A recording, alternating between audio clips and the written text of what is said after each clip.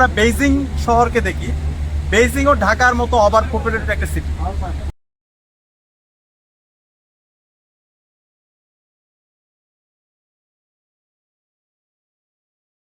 দেশের রাজনীতিতে এখন সম্পূর্ণ এক মেরুকরণ শুরু হয়েছে।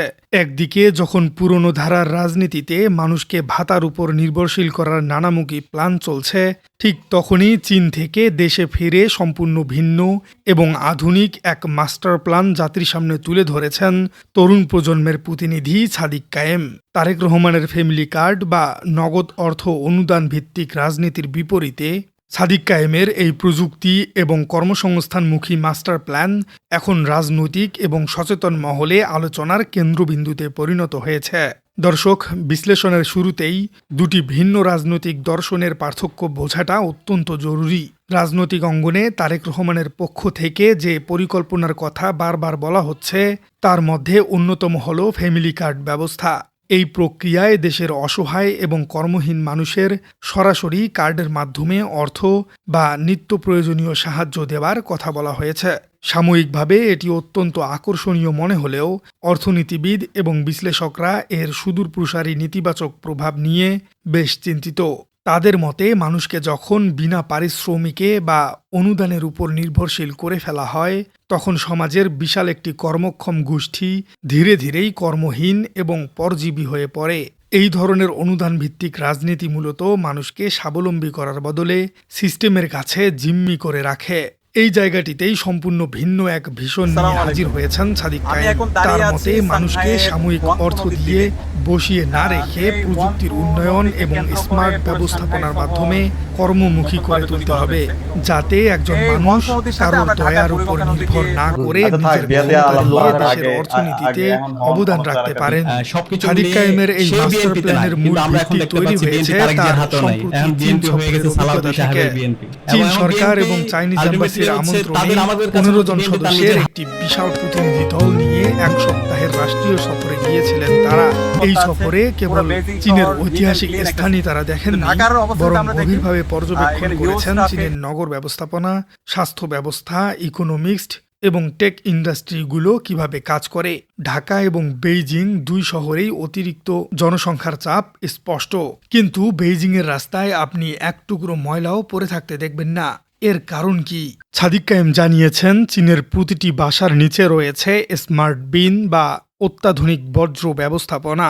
তারা ময়লা ফেলে দেয় না, বরং এই বজ্রগুলোকে রিসাইকেল করে তা থেকে কৃষিকাজের জন্য সার, রান্নার জন্য গ্যাস, পুরো শহরের জন্য বিদ্যুৎ উৎপাদন করছে। সাদিক কায়েম ঠিক এই ইকোনমিক্স বাংলাদেশের ডেভেলপমেন্ট নিয়েই কাজ করতে যাচ্ছেন। একটু ভেবে দেখুন দর্শক, ঢাকার এই পাহাড়সম বজ্র যদি সম্পদে পরিণত করে বিদ্যুৎ, গ্যাস উৎপাদন করা যায়, তবে তা কেবল শহরকেই পরিচ্ছন্ন করবে না, বরং এই পুরো প্রক্রিয়ায় হাজার হাজার নতুন কর্মসংস্থানের সৃষ্টি হবে।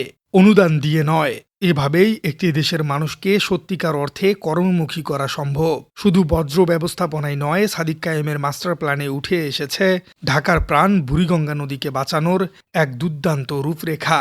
চীনের বাণিজ্যিক রাজধানী সাংহাইয়ের নদীগুলোকে যেভাবে নিখুঁত সিটি ম্যানেজমেন্টের মাধ্যমে নিট অ্যান্ড ক্লিন করে চমৎকার নগর ব্যবস্থাপনা গড়ে তোলা হয়েছে, ঠিক এই মডেলে বুড়িগঙ্গাকে ঢেলে সাজানোর কথা জানিয়েছেন তিনি। প্রযুক্তি এবং কঠিন পরিকল্পনার মাধ্যমে বুড়িগঙ্গাকে যদি একটি আধুনিক, বাণিজ্যিক এবং পরিচ্ছন্ন হাবে পরিণত করা যায়, তবে তা ঢাকার অর্থনীতির চেহারাই বদলে দেবে। এই মাস্টার প্ল্যানের আরেকটি বড় অংশ জুড়ে রাখা হয়েছে শিক্ষা এবং তরুণদের দক্ষতার উন্নয়ন। চীন সফরে গিয়ে তারা এশিয়ার শীর্ষস্থানীয় 3টি বিশ্ববিদ্যালয়, পিকিং ইউনিভার্সিটি, সিংহুয়া ইউনিভার্সিটি এবং বেইহাং ইউনিভার্সিটির ছাত্র সংসদ এবং কর্তৃপক্ষের সঙ্গে অত্যন্ত ফলপ্রসূ আলোচনা করেছেন। আপনারা হয়তো অনেকেই জানেন যে পিকিং ইউনিভার্সিটিতে একটি বাংলা গবেষণা সেন্টার রয়েছে।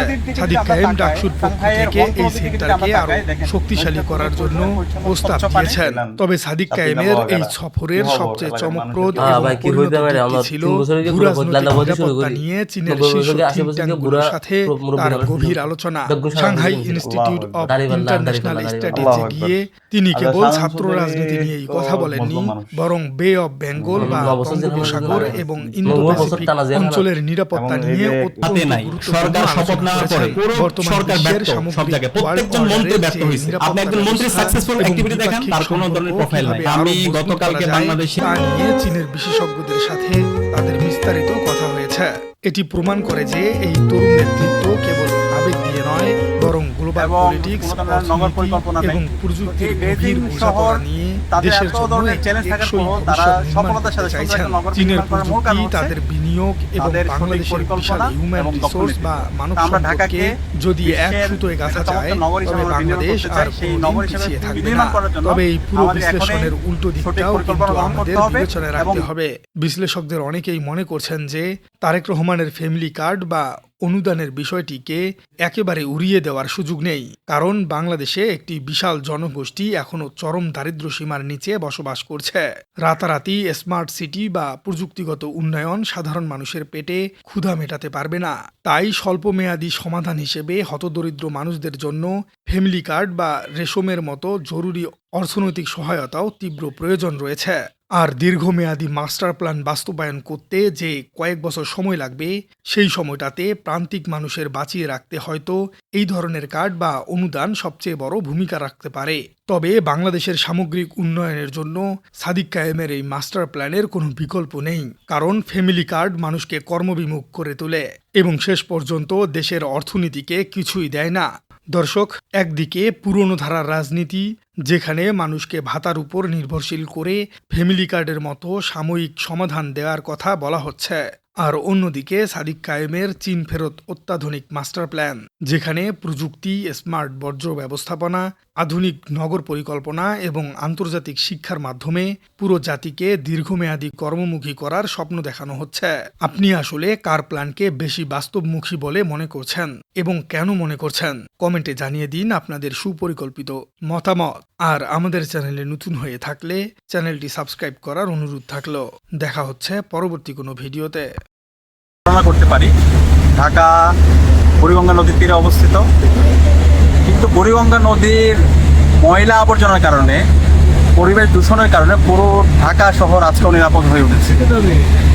সাংহাই নদীর দিকে যদি আমরা তাকাই, সাংহাইয়ের ওয়াংপো নদীর দিকে যদি আমরা তাকাই, দেখেন নদীটা খুবই পরিষ্কার পরিচ্ছন্ন, স্বচ্ছ পানি। গেলাম সাতকিনা লোহাগাড়া, কি খবর এলাকার মানুষের? কি হ্যাঁ ভাই, কি হইতে পারে? আমার 3 বছর আগে বুড়া হইতে লাল্লা বলতে শুরু করি, 90 বছর থেকে 80 বছর থেকে বুড়া মুরব্বী মানুষ পর্যন্ত বেগুন সাদা চৌধুরী মিছিল। আল্লাহু আকবার, দাড়িপাল্লা আর দাড়িপাল্লা, দাড়িপাল্লা। আল্লাহু আকবার।